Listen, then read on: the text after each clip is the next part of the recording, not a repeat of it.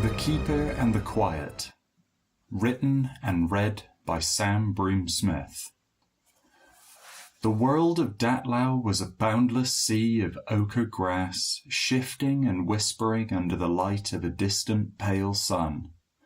The only constant sound was the surge of the wind and the high, faint pitter-patter from above, the cosmic weeping of their homeworld. These were the soul tears, fragments of the asteroid belt shed from the skies in mourning for every Storm Skull's warrior lost in service to the Emperor. In a sheltered hollow, two figures sat in stoic silence. They were wrapped in simple woven cloaks. Next to them, a full set of unadorned power armor, scarred bronze, the helmet sitting atop.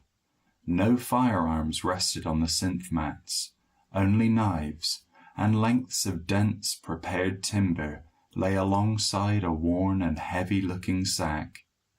Brother Sergeant Dobin Myang, his face a lattice-work of old scars, earned in the fires of close combat, finished honing the edge of his combat knife.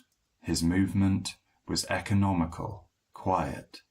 Beside him, the initiate, Kenrig, watched the horizon. Miles away, a vast dark ripple moved across the grassland, one of the migratory grox herds.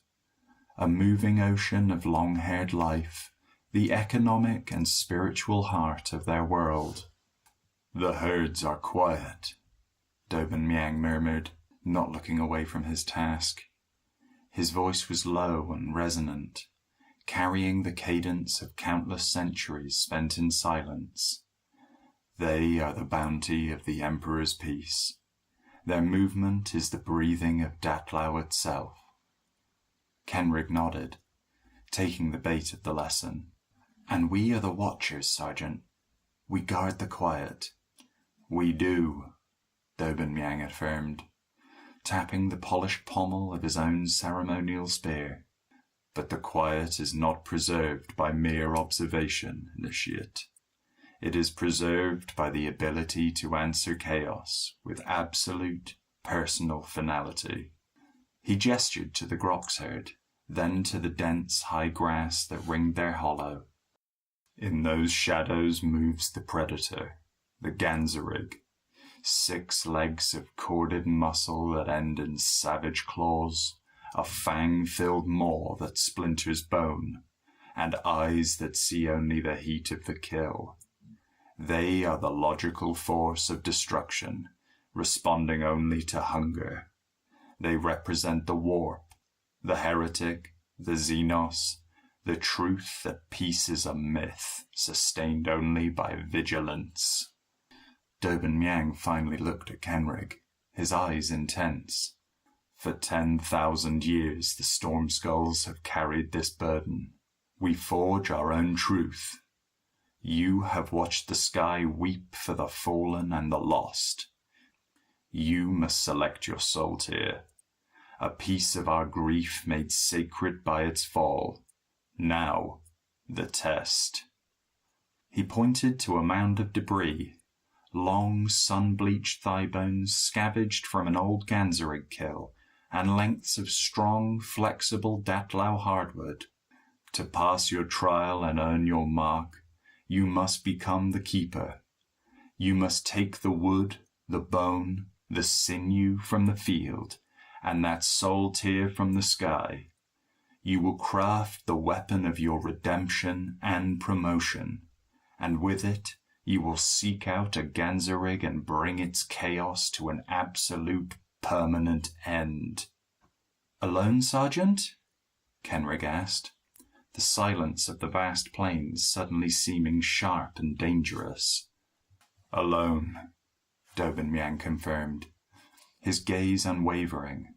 "The odds must always be against you, Kenrig. Peace is easy when the odds are fair. True vigilance is proven when they are not." He presented Kenrig with the small, heavy bag of meteorite fragments.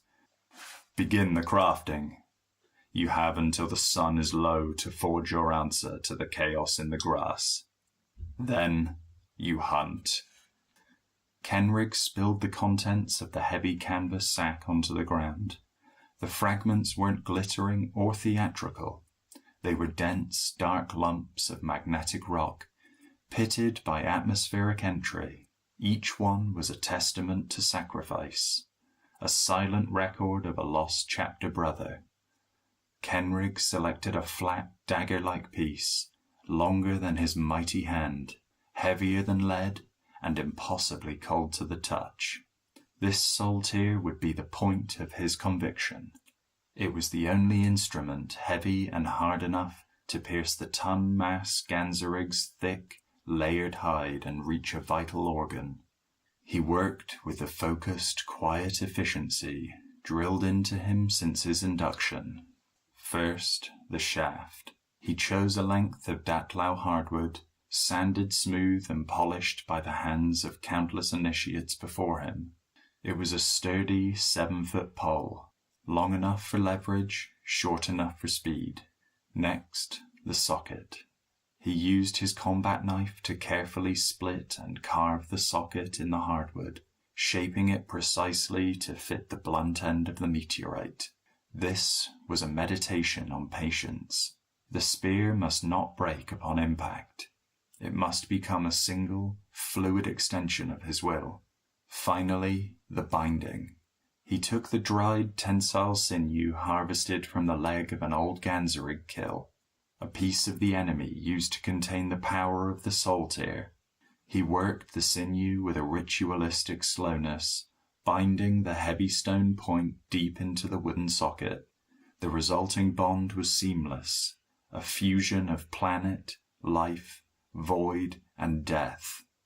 As he worked, the philosophy of the stone skulls settled into his bones, replacing the fear. The spear was not just a tool. It was the chapter's entire doctrine made manifest. The wood is the earth that sustains us. The sinew is the chaos we harness. And the soul tear is the fallen spirit that gives us the strength to pierce the darkness. He finished the knot, pulled the sinew taut one last time, and held the spear aloft. It felt perfectly balanced, perfectly deadly. Dobin-Yang, who had watched the entire process without a single word, finally spoke. "The sun is low, initiate. The Groks bed down. The Ganzerigs wake." Kenrig stood and tore away his tattered shawl. He was exposed. His skin was the only armor he carried into the tall grass. "You understand the answer you must bring back, Kenrig?" Dobin-Yang asked, his gaze fixed on the dense grass. "The beast's hide is your shroud. The claws your decoration. It will be the proof that you stood against the chaos and found the stillness to win. Your victory will be worn over your plate armor for the chapter to witness." Kenrig gripped the newly crafted spear. Its length felt alien, yet perfectly familiar. He knew the moment he stepped from the shelter, his chapter training would be stripped away, leaving only his strength, his wits, and the heavy sorrow of the soul tear leading the way. The whooping cry of a mature male Ganzerig rolled over the grassland ahead, warning all the other hunters to stay away. It was a primal warning that had chilled the air of Datlau for millennia. It now served as a challenge. Genrig stepped out of the hollow. The tall grass closed immediately behind him, swallowing the sound of his departure. The hunt had begun.